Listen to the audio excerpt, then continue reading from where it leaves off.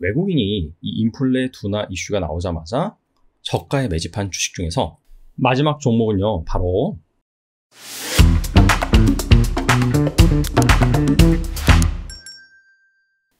최근 인플레 둔화 시그널이 나오고 있습니다. 7월 CPI 8.5% 상승을 했지만 예상치보다는 확실히 하회를 했고요. 그 다음날 이어서 나온 미국의 PPI, 생산자 물가지수죠. 이것도 원래 예상치는 10%가 넘었는데 9.8%로 발표가 되었습니다.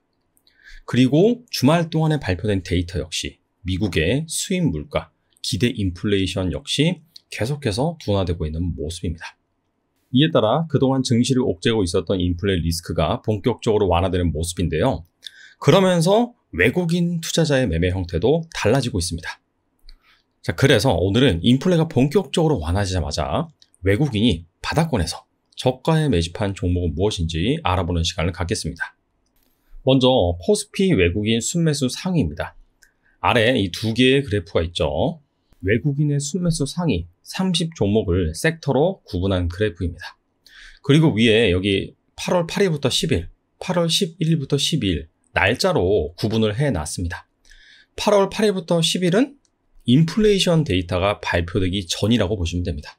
미국의 CPI가 8월 10일 우리나라 시각으로 9시 30분에 발표가 됐습니다. 밤.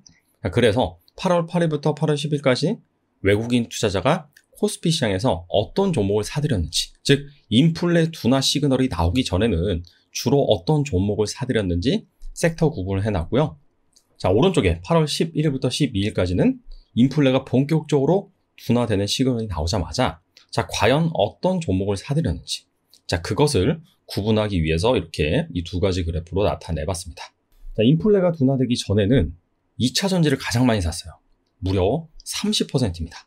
자동차가 그 다음이고요. 그 다음에 제약과 바이오, 조선, 기자재 순입니다. 자, 그런데 인플레가 본격적으로 둔화되는 시그널이 나오니까 역시나 2차 전지 많이 샀고요. 근데 가장 특징적인 것은 바로 전자기기와 장비, 전자제품에 들어가는 부품이라든지 전자제품을 만드는 기업들을 한데 묶어놓은 섹터입니다. 이 종목들을 의미 있게 샀다라고 볼 수가 있고요. 그 다음에 많이 산 건 아니지만 물론 뭐 많이 살 수가 없습니다. 이 수소라는 섹터, 수소에 포함되어 있는 기업들이 별로 없죠. 자, 근데 인플레가 둔화되자마자 이 수소 관련 주식들도 역시나 많이 샀다. 뭐 이거는 꼭 인플레 둔화 이슈뿐만 아니라 최근에 신재생 에너지, 자, 이쪽으로 매수세가 쏠리고 있는데 약간 순환매가 돌면서 매수세가 유입되지 않았나 볼 수 있는 대목이고요. 이번엔 코스닥 시장입니다. 코스닥 시장 역시 8월 8일부터 10일까지는 2차 전지 주식을 가장 많이 샀습니다. 코스닥 시가총액 상위가 2차 전지죠. 근데 그것보다도 2차 전지를 많이 샀어요. 그 다음이 제약과 바이오고요. 신재생 에너지, 건설입니다. 이번에 인플레가 둔화되자마자 사들인 종목 같은 경우에는 확실히 손바뀜 현상이 나온 것을 알 수가 있죠. 반도체는 사실 8월 8일부터 10일까지 후보에도 끼지도 못했습니다. 그런데 인플레가 둔화되자마자 가장 많이 사들인 주식이 반도체였다. 2차 전지 같은 경우에는 많이 사긴 샀지만 이전에 비해서는 좀 반도만 났다라는 것을 알 수가 있고요. 인플레 완화 이슈 나오기 전에는 게임주 이런 건 안 샀는데 게임주 역시 어느 정도 많이 산 것을 알 수가 있습니다. 정리해보면 좀 그런 것 같아요.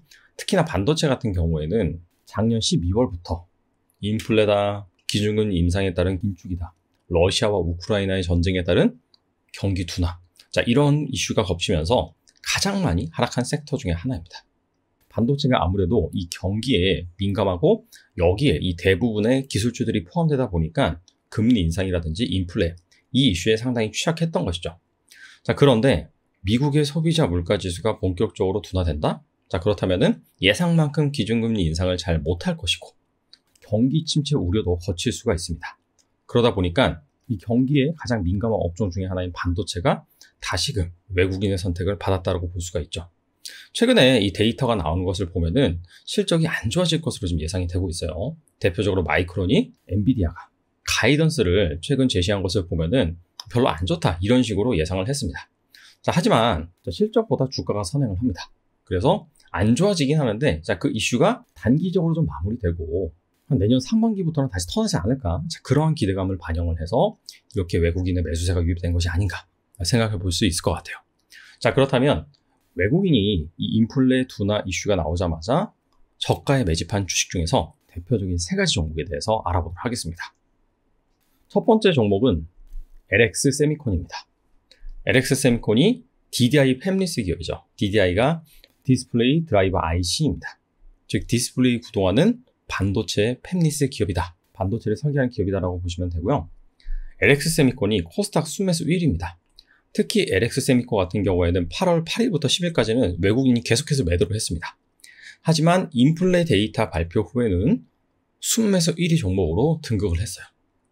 주가를 보시면 작년 12월 말에 16만원, 거의 17만원을 기록한 이후에 계속해서 주가가 안 좋았죠. 7월에는 거의 8만원까지 고점 대비 주가가 반토막 나기도 했습니다. 현재 이 주가 수준에서 약간 등락을 거듭하고 있는데 확실히 좀 바닥을 다지는 그러한 모습이 나타나고 있고요. 자, 하반기 업황은 별로 안 좋습니다. 자, DDI를 만들다 보니까 전방 산업이 디스플레이입니다. 디스플레이에서 가장 큰 시장이 TV, PC, 태블릿 PC 이런 쪽이거든요. 애플을 제외하고는 사실상 별로 좋지 못합니다. 주력 고객사들의 재고 수준이 한 5주에서 최근 10주 정도로 늘어났다고 해요. 자, 그렇다면 당연히 생산량을 줄일 것이고 LX 세미콘의 실적이 부정적이겠죠. 이에 따라서 3분기 영업이익 역시 감소가 불가피하다는 전망입니다.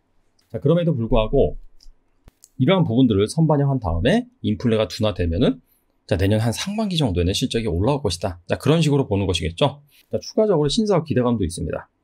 최근에 이 텔랩시스를 인수를 함으로 인해서 차량용 인포테인먼트 사업에 진출을 했고요. 추가적으로 텔랩시스가 차량용 반도체 MCU죠. 이거를 2019년부터 개발을 하고 있었습니다. 내년에 본격적으로 양산을 시작한다고 해요. 최근에 불거진 차량용 반도체 공급 부족 이슈. 최근에 다시 좀 해소되고 있지만 어차피 앞으로 성장할 만한 시장이 자율주행 전기차입니다. 반도체가 더 많이 들어갈 수밖에 없는 그런 환경이 조성되고 있기 때문에 DDI, 이 디스플레이 쪽의 팹리스 업체다 라는 타이틀보다는 차량용 반도체 및 팹리스 업체다 라는 부분이 확실히 기업 가치에 더 긍정적으로 작용할 것으로 기대가 되고요.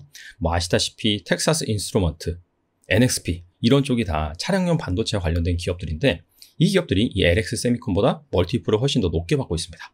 그래서 LX 세미콘은 장기적으로는 이쪽 그림으로 간다라고 보시면 될 것 같고, 최근에 정부가 340조 규모 반도체 육성 정책을 발표를 했죠.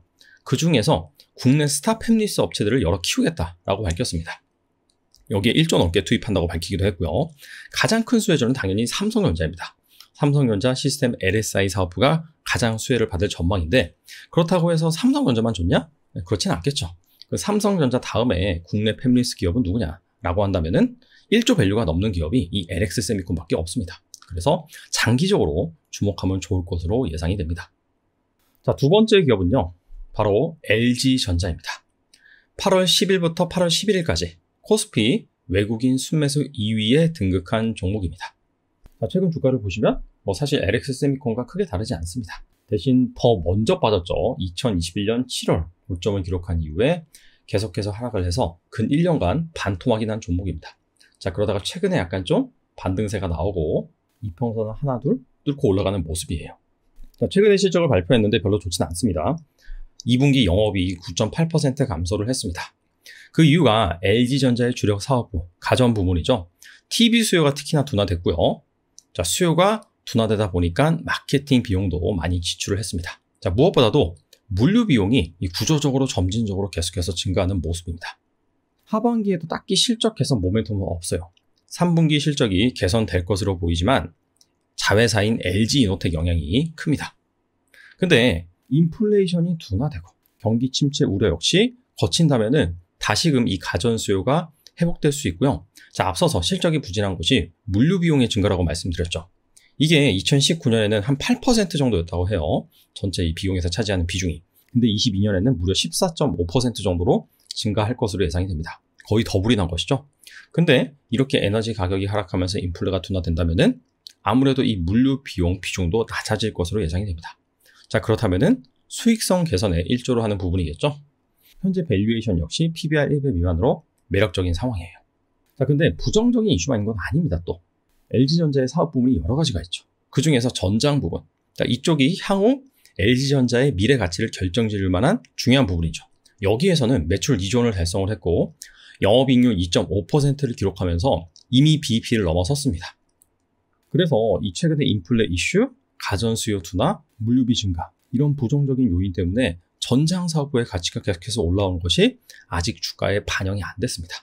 자, 그래서 이 매크로 환경이 조금만 개선된다, 인플레가 꺾인다 라고 한다면 실적보다 아무래도 주가가 선 반영하다 보니까 자연스럽게 투자 매력이 올라갈 것으로 예상이 됩니다. 마지막 종목은요, 바로 크래프톤입니다. 자, 크래프톤은 게임주 중에서 시가총액이 가장 큰 종목이죠. 배틀그라운드를 서비스하고 있는 종목입니다. 8월 10일부터 8월 11일까지 코스피 순매수 24위에 등극한 종목이고요.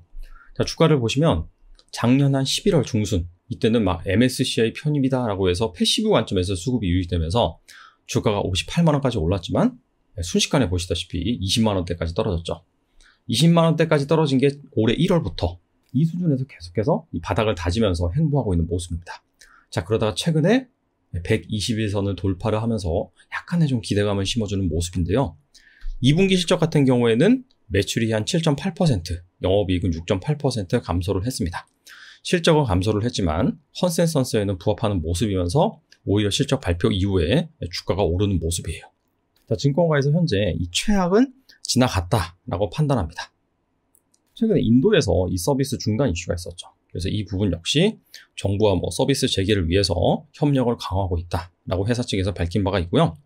자, 하반기에 배틀그라운드 대형 맵 업데이트와 스킨 제작소 출시, 그다음에 다양한 그런 인플루언서들을 통해서 그리고 콜라보레이션 효과들로 인해서 매출액은 반등할 것으로 현재 기대가 되고 있습니다.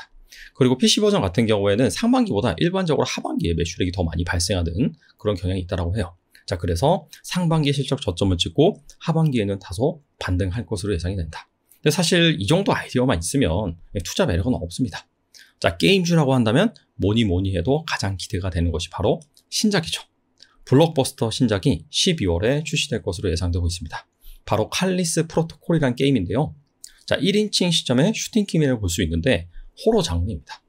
근데 이 게임에 대해서 증권가에서 기대를 하고 있는 부분은 데드 스페이스라는 게임이 있습니다. 칼리스 프로토콜의 이 원작 세계관을 공유하고 있는 그런 게임입니다. 이게 EA에서 서비스가 되고 있는데 선풍적인 인기를 끌었습니다. 데드 스페이스 1, 2, 3까지 나오는 상황인데 여기에 핵심 개발자 글렌 스코필드가 크래프톤의 자회사의 대표로 있고 여기에서 만든 게임이 바로 칼리스 프로토콜이다. 증권가에서는 한 400만 장 이상 잘 된다면 판매될 것으로 예상을 하고 있습니다. 자, 근데 이 이슈가 최근에 나온 이슈도 아니고 예전부터 계속해서 기대를 모으고 있는 이슈인데 그럼에도 불구하고 주가는 여전히 계속해서 행보를 하고 있는 모습이죠. 그 이유가 리스크가 있습니다. 전작 데드 스페이스 리메이크작이 내년 1월에 출시돼요. 칼리스 프로토콜은 12월인데 데드 스페이스 리메이크작은 내년 1월입니다. 본격적인 경쟁이 불가피한 상황이다 라고 보시면 되고요.